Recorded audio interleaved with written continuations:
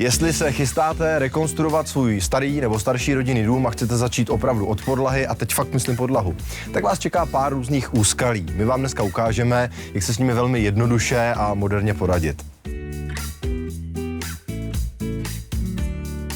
Člověk by čekal, že ta rekonstrukce podlahy, když u ní člověk opravdu chce začít, že to bude úplně jednoduchá věc, ale on se tam zase člověk jako úplně nevyřádí moc tím kangem, tam je potřeba dávat velký bacha.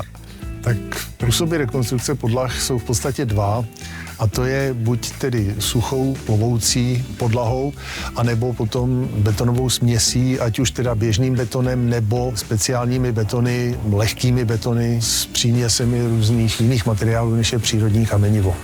Co to přesně je suchá podlaha? Co se pod tím můžu představit? Suchá plovoucí podlaha je vhodná do obytných prostor a je rychle proveditelná, neobsahuje žádné vlhké procesy, takže nevnáší do původních stropů vlhkost a skládá se ze 3 vrstev. První je suchý vyrovnávací podsyp z keramzitu, který lze aplikovat ve výšce od 20 do zhruba 120 mm a vyrovná obvyklé nerovnosti, které vyvstanou při rekonstrukcích podlah.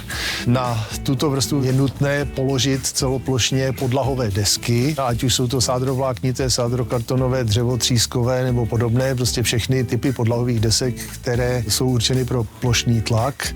A třetí vrstvou je už nášlapná vrstva, a ať už je to plovoucí podlaha, koberec, vinyl, cokoliv dalšího, i dlažba se dá na podlahové desky položit. Dneska, když právě bude člověk rekonstruovat starou budovu, v té většinou nebývala vytápěná podlaha. Když bych to tam chtěl nainstalovat, není to problém. Není to problém, vrstvy podlahového topení se ukládají na ty podlahové desky, ať už jsou to rohože nebo teplovodní topení, ale to je spíš otázka na topenáře. Jasně, jasně. Ještě jste vlastně řekl taky velmi zajímavý termín, lehký beton.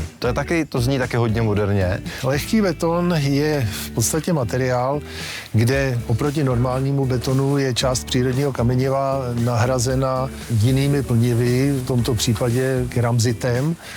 A jeho nespornou výhodou je, že má až 1/3 hmotnost oproti normálnímu betonu. To znamená stávající konstrukce, klenby, betonové stropy, stropy z keramických nosníků nezatěžuje. Důležité je vždycky při rekonstrukci stropů přihlédnout k tomu, aby se ta konstrukce provedenými pracemi nepřitěžovala.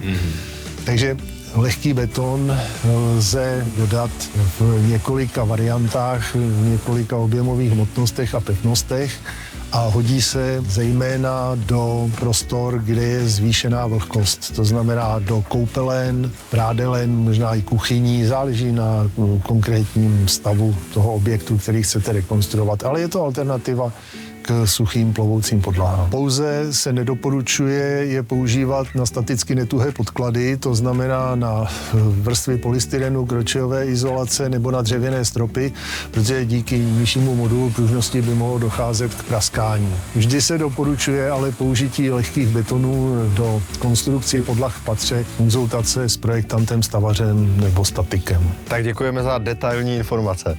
Není zač.